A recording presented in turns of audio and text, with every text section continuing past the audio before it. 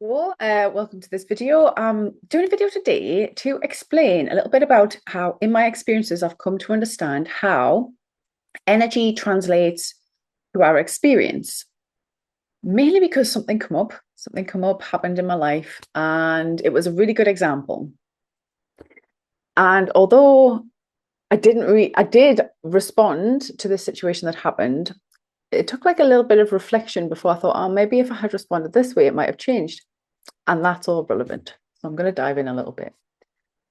So I have shared on my social media about a story that was happening in my real life, in my local area, between me and a neighbour. And I shared a post with an image of a sign I did, and somebody responded. Now, this is somebody who I'd had a chat with in the past.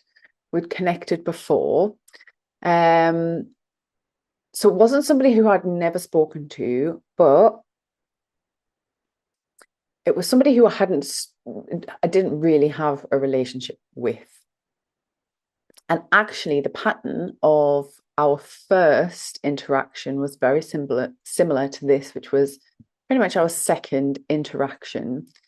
So I'm just guessing this is a pattern of hers. And it just really kind of amplified an experience that she was sharing about. So obviously I'm not going to use any names because some of the things that I'm talking about are personal, but I just think it's a really good example, like I say, of how energy, how we are, what we do, our patterns can attract or create manifestations of experiences in our life. So what had happened with this person is she had shared on social media about an experience that she had had. And she had been, from what I gather, I didn't study the experience, but she did share quite a bit about it in both the interaction and on social media. It was some sort of flashing experience. It was some sort of inappropriate sexual experience that a man had kind of done to her, around her, in a space where she felt safe. So in violating her personal boundaries, basically, with a stranger, somebody she was not interested in. Maybe she'd had like a slight interaction with, but for whatever reason, this guy took that as an invitation and went way too far and was doing inappropriate sexual things in front of her. And she shared that on social media, and she shared on the social media talking about how like anger would come up in different things. And obviously, this was around the same time, like I say, I'd shared something personal, which was somebody in my neighborhood has been recording me.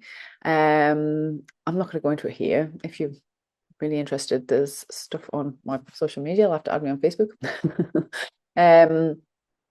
That they had been recording me, and I've gone through a process of dealing with that. So she had seen that and kind of responded to me.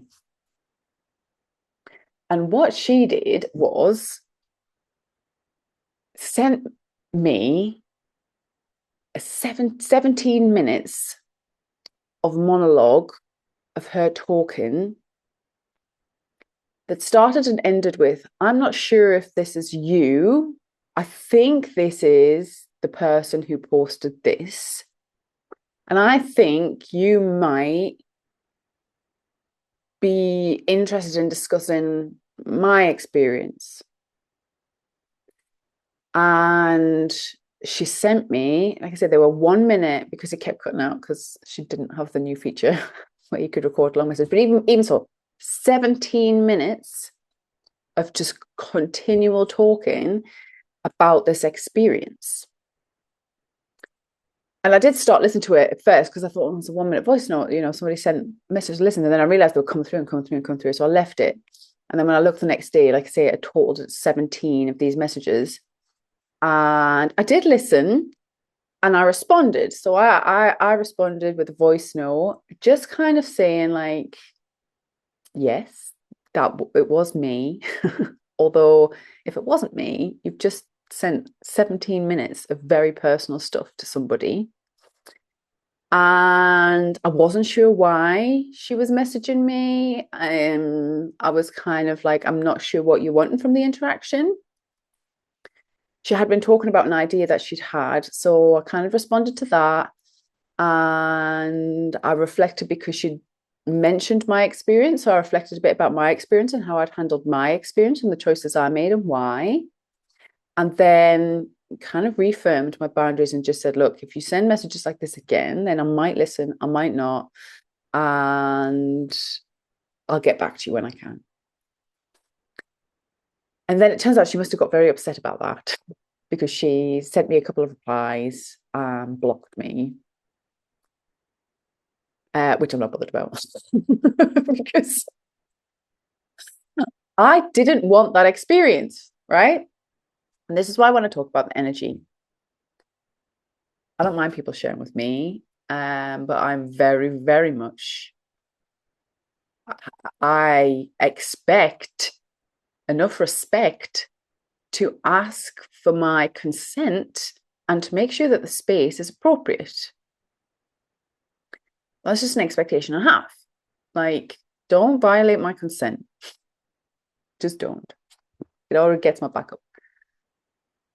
And when we look at the energy, so like without looking at the specifics of what happened, if we break down the energy of what happened, the energy of this person's behavior towards me, we can identify a pattern as to why that experience with the other person manifested in her life. Now, this is not about victim blaming at all. This is not about victim blaming. But as somebody who was victimized repeatedly, the only way I have stepped out of attracting those experiences and manifesting those experiences and not know how to deal with this is through this process I'm going to share. It's becoming aware of my energy and my own behaviors or responses and why that might be coming in, how I can respond differently and transmute the energy.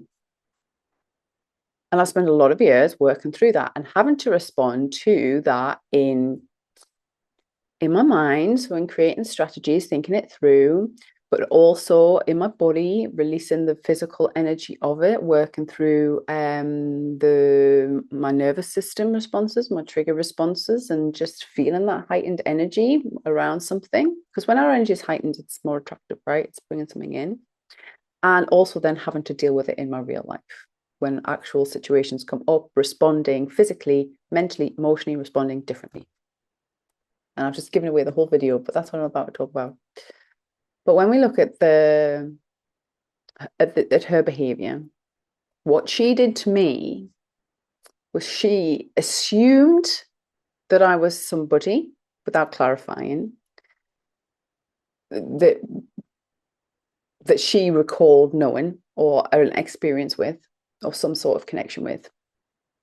She then assumed I would be interested in connecting with her, assumed I'd be interested in connecting with her and talking about the thing that she wanted to talk about, and then exposed very vulnerable, intimate details of her life, her experience onto me. And then got upset, defensive, and ran off or like responded in a very, very, what seems like a strong way when I clearly stated that that behavior wasn't really appropriate. And if we look at the pattern, that is pretty much exactly what happened with this experience that she had. And funnily enough, she had broken that down without realizing it in the messages that she'd sent me.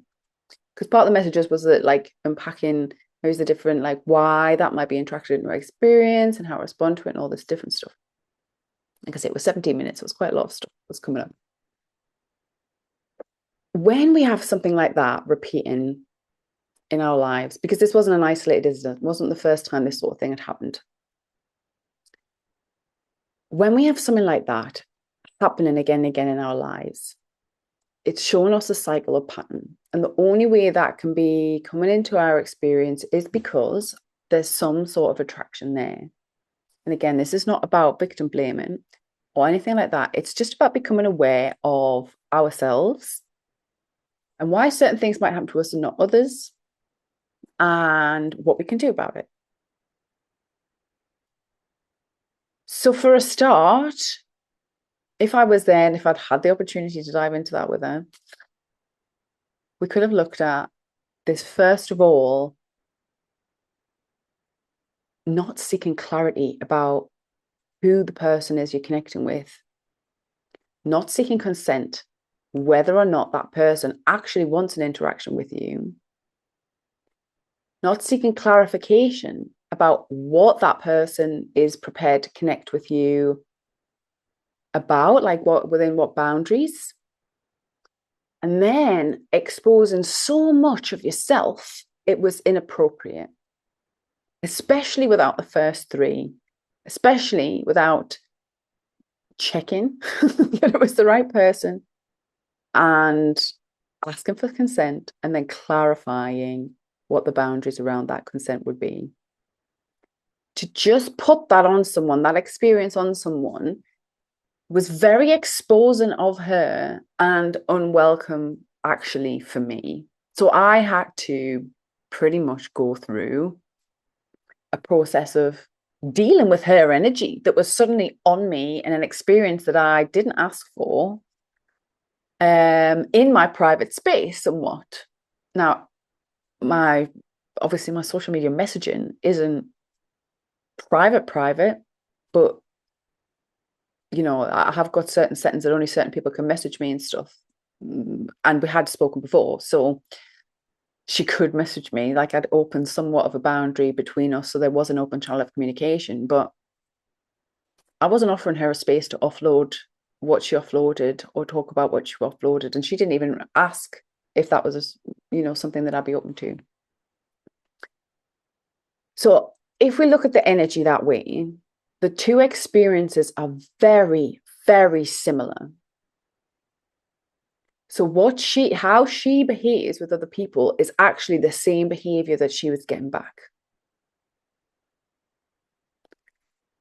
And this is stuff that I've had to kind of learn on my own journey to stop experiencing these kinds of experiences and really take radical responsibility for myself and my own energy. Now, it's not easy. And like I say, I'm no way victim blaming because I know I'm not to blame for some of the abuses and the sexual abuse and things and that I went through. But the responsibility has been on me to change that pattern in my life. Unfortunately, that's my karma. I've had to learn how to do that. And we can't destroy energy. So energy has to be transmuted. It has to be changed. And this is what I've learned to be able to transmute and change that energy. Because ultimately, in those experiences, initially there were very heightened energies. So I was having very high physical, mental, emotional responses. My body had a trauma response. My body was triggered and I had a freeze response initially, but there was a lot going on internally, a lot going on emotionally, and then it really messed with my psyche. I'm talking about one specific initial event that catalyzed a huge ripple effect of a pattern in my life. In that first instance, I did nothing because I had gone through that freeze response. So my initial response was to do nothing. Although I did take some action later on, which is a bit more complex. And I don't want to start talking about specific trauma, but what I want to talk about, first of all, is it was important for me when I was healing to identify what the initial pattern was. And the initial pattern was that I was violated and I didn't or couldn't respond.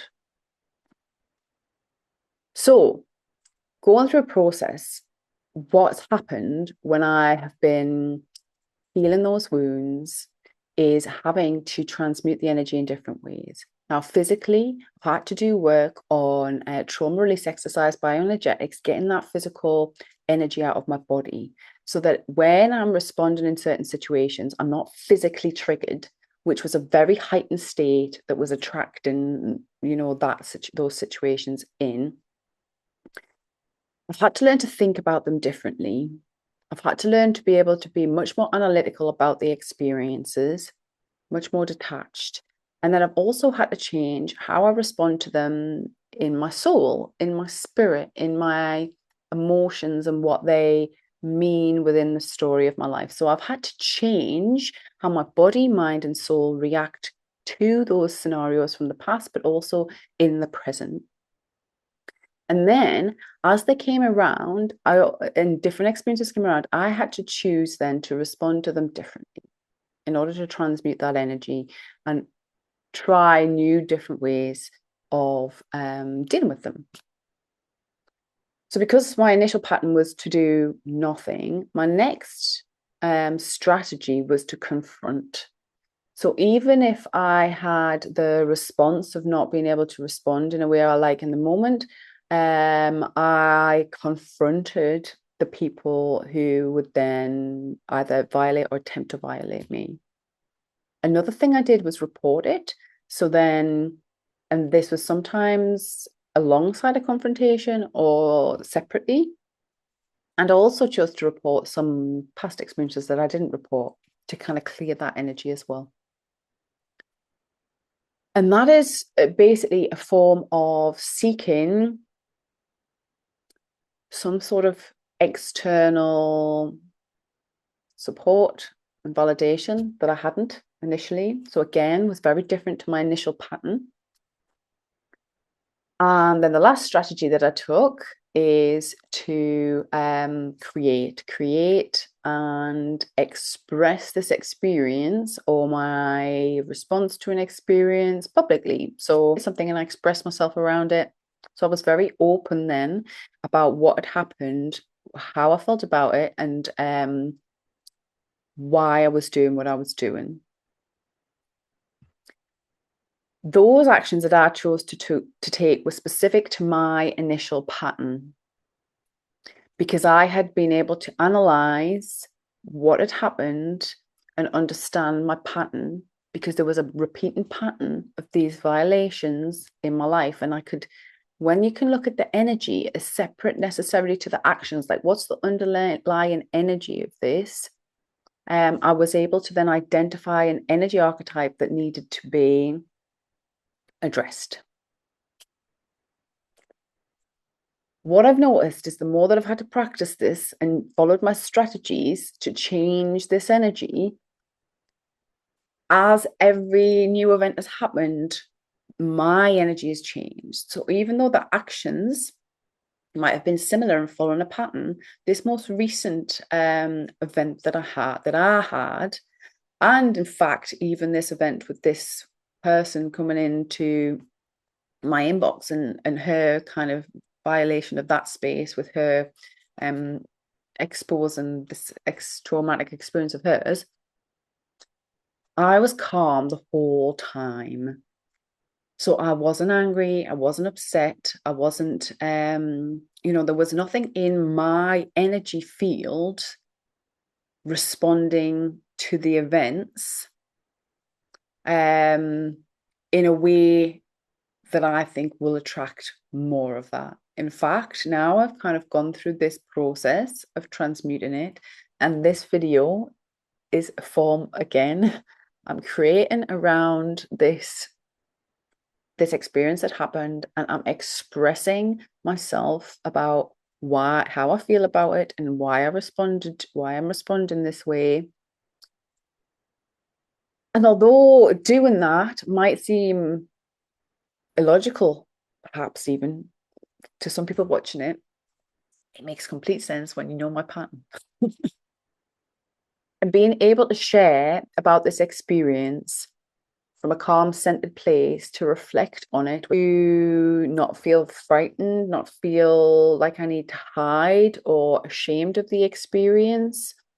Being able to do this video and express this video and create something around it is my form of moving away from this pattern. And I hope, it's my intention, that by sharing it, you can understand the process that I've been through. And if you're having similar experiences, be able to figure out, or at least understand, what needs to happen to start really changing the energy around an experience that's been translating into something that's going on in your life. If anything doesn't make sense, please let me know in the comments. Ask questions. Feel free to ask questions, and I don't mind responding. Yeah, and if you're struggling a lot, like with, if this is really resonating, that actually this thing is going on, there's a lot being attracted into your experience, and you really want to dive into some better understanding, wounds, trauma, this is what I share about on Love School. This is the one-to-one support that I offer.